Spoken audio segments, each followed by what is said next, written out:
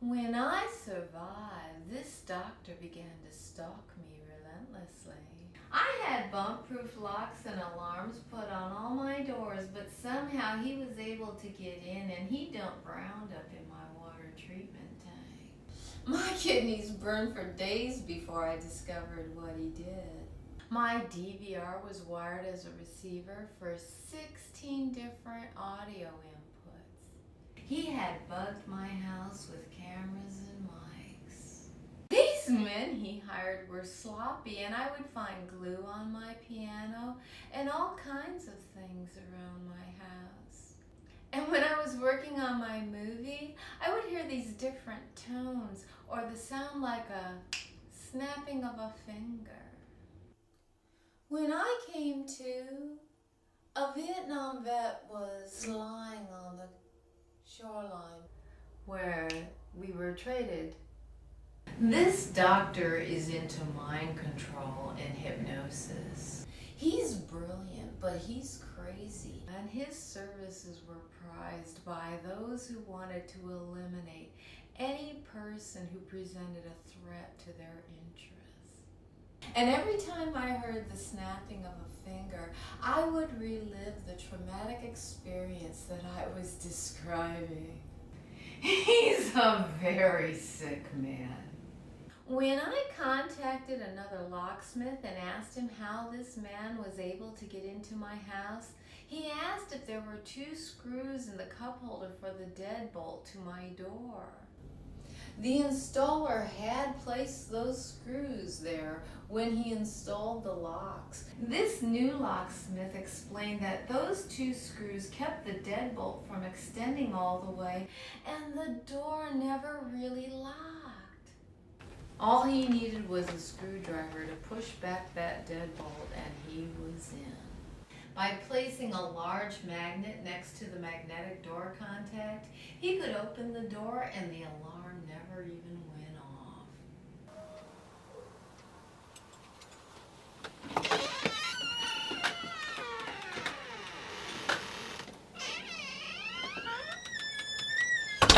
This man loved controlling people, but he wasn't alone. One day I was at a store and the clerk saw some man taking pictures of me, and he followed him outside and got his plate number.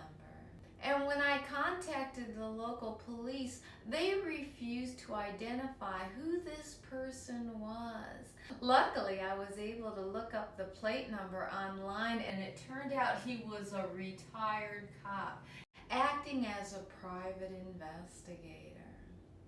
An ordinary guy would be arrested for stalking, but men who have means simply hire private investigators to follow someone around.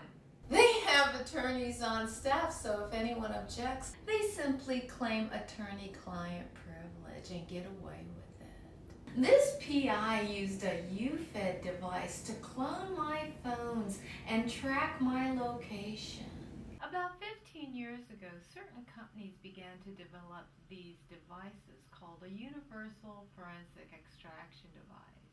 These devices can clone every model of cell phone that exists. They can recover deleted passwords. They can track your location, intercept your calls. The user can impersonate the party you're calling, access your email, recover deleted text messages. They can copy videos, pictures, Word documents, you name it. They can ascertain every key that you press on your phone. And if you have Bluetooth on your computer, and most of them do, they can connect with your machine remotely and extract any data that they want, pins, and your banking information. And they can delete any evidence you may have collected against these people, and they can plant evidence on your computer to entrap you. But the average crook can't afford to buy a UFED device. They're used by insurance companies, private investigators, lawyers, journalists, political action committees, and law enforcement. enforcement. And our federal government turns a blind eye to when and how this technology is being used. It's worse than Orwell's 84.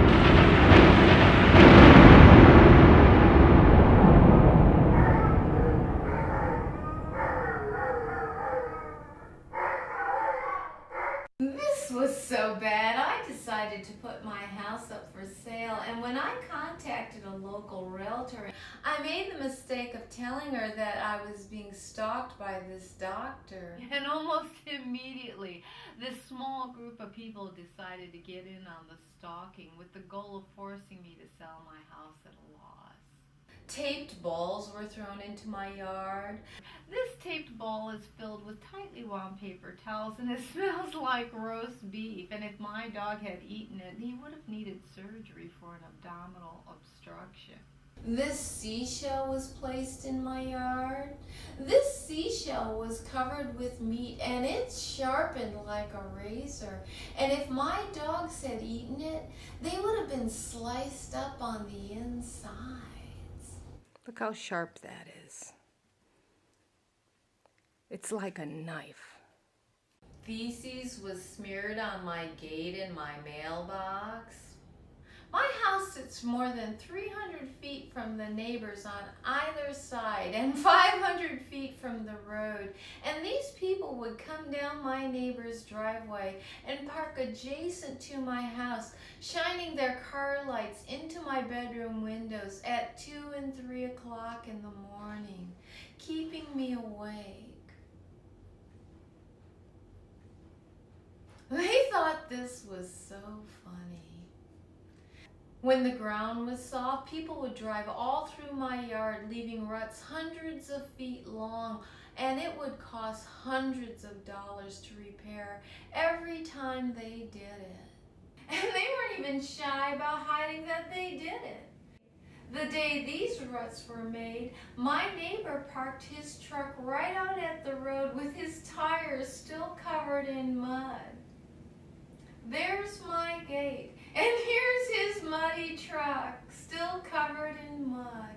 As a homeowner, I would have been required by law to disclose this type of harassment to any potential buyer, and this made it impossible to sell my house at a fair price. When I contacted the local sheriff's department, the head deputy came out and told me that he considered my complaints to be invalid. He told me that he knew all about my allowance for post-traumatic depression on my workers' comp claim, and he ordered me to stop filing police reports. I tried to explain that I was unable to get an allowance for my shoulder and neck injuries, and that I had been raped repeatedly at work. And within a few days, this guy from the carryout came down to my house telling me how sorry he was that all those men had raped me. He seemed to have this idea of what he thought had happened to me, even though I never gave any details to that deputy. It was outrageous that a law enforcement officer was spreading this kind of information all over town. But about a week later, I was down on the riverfront filming the music video for the song Signet, and this neighbor kid came out and started masturbating in front of me. I started yelling at him. You're a little pervert. You need psychiatric care. You're a little weirdo. A few days later, I was down on the riverfront again, and this kid came out with a rifle. He started firing off shots, aiming at this tree high above my head, and twigs and leaves were falling down on top of me, and I thought he was just trying to annoy me. But suddenly, the top of this tree just came crashing down on top of me. I managed to step aside just before it hit, but a 5-inch bow off the main trunk slammed into my shoulder and threw me to the ground. This bow creamed my entire left side, tearing out the ligaments in my left shoulder. All the blood vessels were broken. It tore the meat off my left hip. I broke my finger when I slammed into the ground. I had to crawl 500 feet back to my house, and I got in my car and I took a camera down to the riverfront. You can see where someone had sawed nearly all the way through this tree, 18 inches in diameter, 25 feet up in the air. And only the bark was holding it in place. And when that kid came out firing off those shots, his bullet